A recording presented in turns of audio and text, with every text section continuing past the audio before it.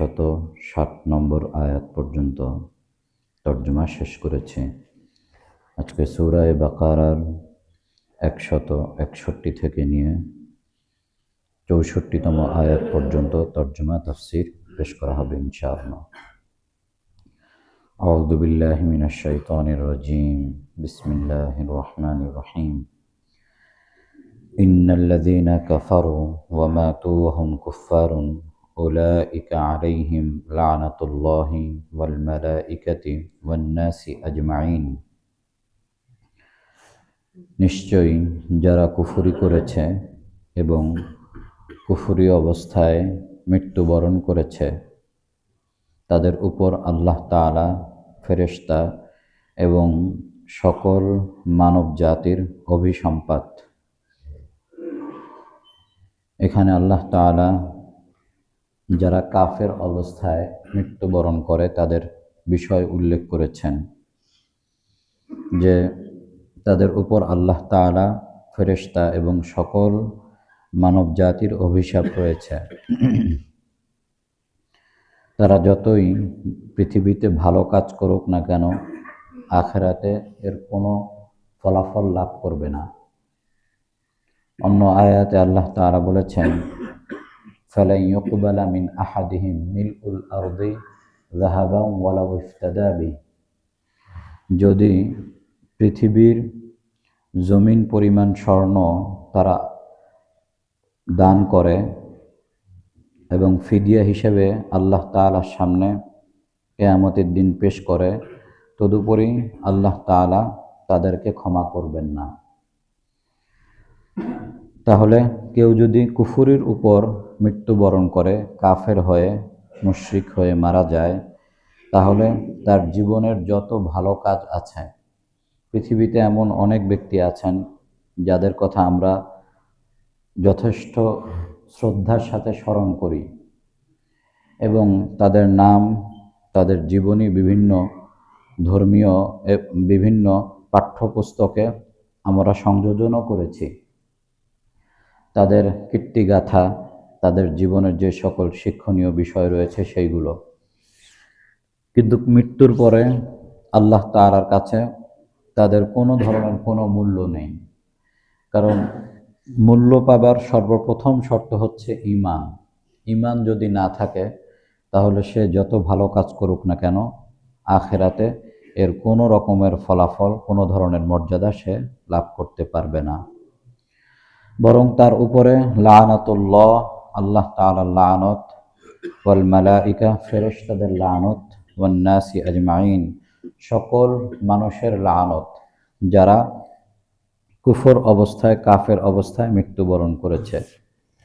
তবে মানুষ কাউকে লাআনত করতে হলে শর্ত হচ্ছে তাকে নিশ্চিত জানতে হবে এই ব্যক্তি কুফরির উপর মৃত্যুবরণ করেছে।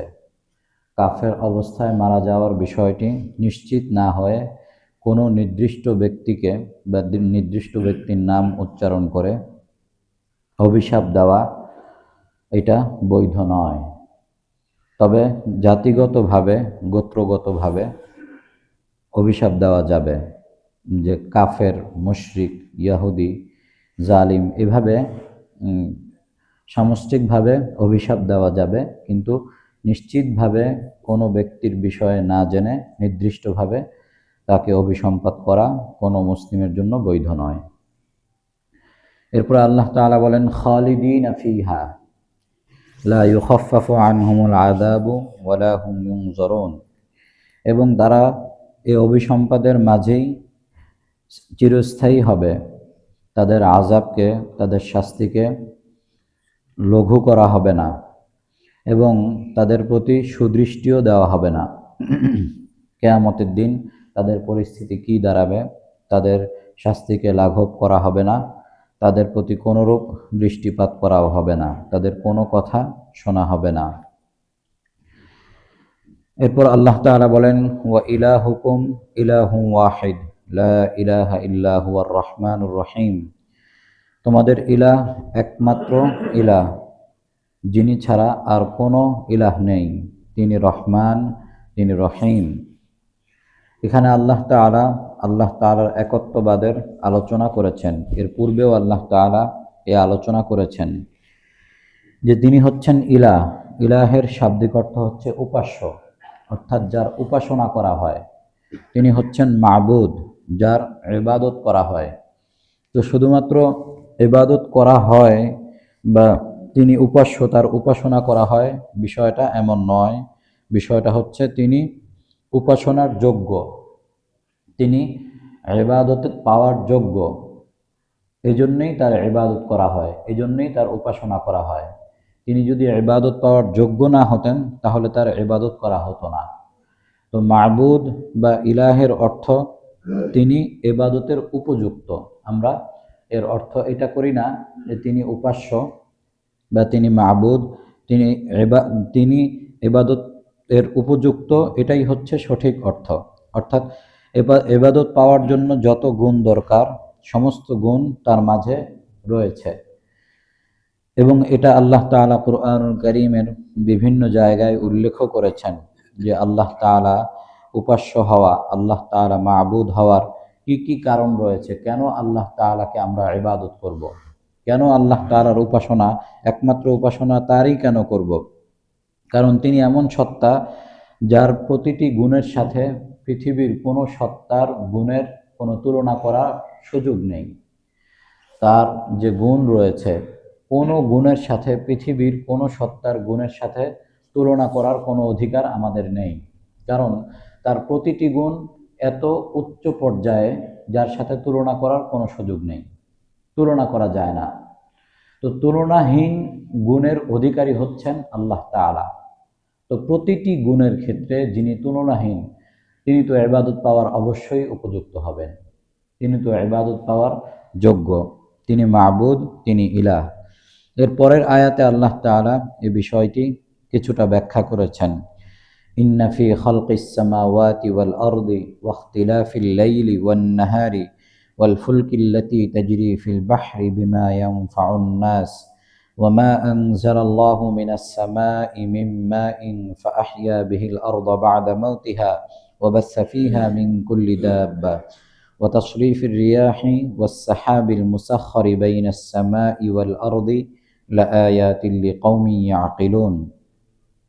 নিঃসন্দেহে আসমান সমূহ এবং জমিনের সৃষ্টির মাঝে, দিন রাতের আবর্তন বিবর্তনের মাঝে এবং যে সকল জাহাজ সমুদ্রে চলাচল করে মানুষের উপকারার্থে, এবং আল্লাহ তাআলা আসমান থেকে যে বাড়ি বর্ষণ করেছেন এবং তার মাধ্যমে নির্জীব জমিনকে তার নির্জীবতার পরে সজীব করেছেন এবং প্রত্যেক প্রাণীকে পৃথিবীতে বিস্তৃত করেছেন।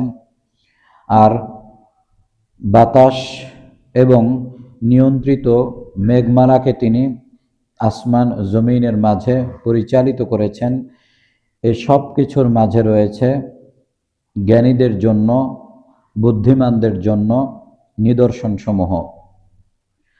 তো এই বিষয়গুলো আল্লাহ তাআলা উল্লেখ করে, আল্লাহ তাআলা যারা আল্লাহ তাআলার অস্তিত্ব সম্পর্কে আলোচনা করে, এই পৃথিবীর সব কিছু কীভাবে পরিচালনা হচ্ছে, কেউ না কেউ এটাকে পরিচালনা করছে, এটা এমনি এমনি পরিচালিত হচ্ছে না, সে বিষয়টি এই আয়াতের মাধ্যমে সুস্পষ্ট হয়ে ওঠে। মুফাসসিরিনে কেরাম উল্লেখ করেছেন মক্কার মুশরিকরাও আল্লাহ তাআলার অস্তিত্বকে স্বীকার করত।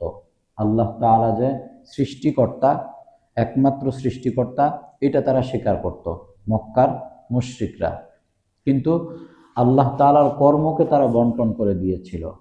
অর্থাৎ আল্লাহ তাআলার যে সকল কাজগুলো রয়েছে এগুলো আল্লাহ তাআলা একা করতে পারেন না, এগুলো আল্লাহ তাআলা বিভিন্ন সত্তার, বিভিন্ন ব্যক্তির সাহায্য নেয়, এই কথা মক্কার মুশরিকরা মনে করত। ফলশ্রুতিতে আল্লাহ তাআলার অংশীদার তারা স্থাপন করেছে, কিন্তু তারা আল্লাহ তাআলাকে অস্বীকার করে নাই। আল্লাহ তাআলা একক সৃষ্টিকর্তা এই কথাতে তাদের কোনো অবিশ্বাস নেই, কিন্তু আল্লাহ তাআলার পরিচালনার ক্ষেত্রে, আল্লাহ তাআলার রুবুবিয়তের ক্ষেত্রে, একত্ববাদের ক্ষেত্রে তারা অস্বীকার করেছে, তারা অংশীদার স্থাপন করেছে। সেই কারণে তারা 360টি মূর্তি কাবাগৃহের মধ্যে রেখেছিল, লাত, উজ্জা, মানাত, এই যে তাদের উপাসনার বিষয়গুলো ছিল, তো এইগুলো তারা আল্লাহ তাআলার সাথে অংশীদার স্থাপন করেছে। তো আল্লাহ তাআলা যে সৃষ্টিকর্তা এবং আল্লাহ তাআলা এই সব কিছুর পরিচালনা করছেন, সেটা মক্কার মুশরিকরাও পর্যন্ত স্বীকার করত। কিন্তু আমাদের সময়ের কিছু ব্যক্তি রয়েছেন যারা আল্লাহ তাআলার অস্তিত্বকে অস্বীকার করেন এবং এই পৃথিবীকে যে আল্লাহ তাআলা সৃষ্টি করেছেন, এই সব কিছু আল্লাহ তাআলা পরিচালনা করছেন, এই বিষয়গুলোকে অস্বীকার করেন। তো আল্লাহ তাআলা এই আয়াতের মধ্যে সে বিষয়গুলো উল্লেখ করেছেন যে আসমান সমূহ এবং জমিনের সৃষ্টির মধ্যে জ্ঞানীদের জন্য শিক্ষণীয় বিষয় রয়েছে। আসমান সমূহকে আল্লাহ তাআলা কিভাবে রেখে দিয়েছেন। মা তারা ফি খালকির রহমানি মিন তাফাউত ফারজি'ল বাসারা হাল তারা মিন ফুতুর সুম্মা রজি'ল বাসারা কাররাতাইনি ইয়ানকালিবু ইলাইকাল বাসারু খাসিআ ওয়া হুয়া হাসির। সূরা মুলকের মধ্যে আল্লাহ তাআলা বলেছেন যে তুমি বারবার তাকাও, আসমানের দিকে তাকাও, কোনো খুঁত দেখতে পাও কিনা দেখো। তোমার দৃষ্টি নিচু হয়ে তোমার দিকেই ফিরে আসবে, কিন্তু তুমি আল্লাহ তাআলার সৃষ্টির মাঝে কোনো ধরনের খুঁত পাবে না। তো আল্লাহ তাআলা এত নিখুঁতভাবে আসমান, জমিন, সমস্ত সৃষ্টিকে সৃষ্টি করেছেন। তাহলে আল্লাহ তাআলার সৃষ্টির মাঝে জ্ঞানীদের জন্য শিক্ষণীয় বিষয় রয়েছে। রাত দিনের আবর্তন বিবর্তন, এই যে দিনের বেলা আল্লাহ তাআলা আমাদেরকে মাআশের জন্য দান করেছেন, আমাদের কর্ম করার জন্য দিনকে দান করেছেন, এবং রাতকে আল্লাহ তাআলা আমাদের ঘুমের জন্য দান করেছেন। ওয়াজআলনান নাহারা মাআশা, যে তোমাদের দিনকে আমি দিয়েছি যাতে তোমরা এখানে কর্ম করতে পারো, কাজ করতে পারো, এবং রাতকে আল্লাহ তাআলা দিয়েছেন যাতে রাতে আমরা বিশ্রাম গ্রহণ করতে পারি। তো এই দিন রাতকে আল্লাহ তাআলা আমাদের জন্য নিয়ামত হিসাবে দান করেছেন, এবং দিন রাতের বিবর্তন, রাত বড় হচ্ছে, দিন ছোট হচ্ছে, দিন ছোট হচ্ছে, রাত বড় হচ্ছে। তো এগুলোর মাঝে জ্ঞানীদের জন্য শিক্ষণীয় বিষয় রয়েছে। এরপরে ওয়াল ফুলকিল্লাতি তাজরি ফিল বাহরি বিমা ইয়ানফাউন নাস, যে আল্লাহ তাআলা সমুদ্রে জাহাজ চলাচলের ব্যবস্থা করে দিয়েছেন সমুদ্রের মাঝে।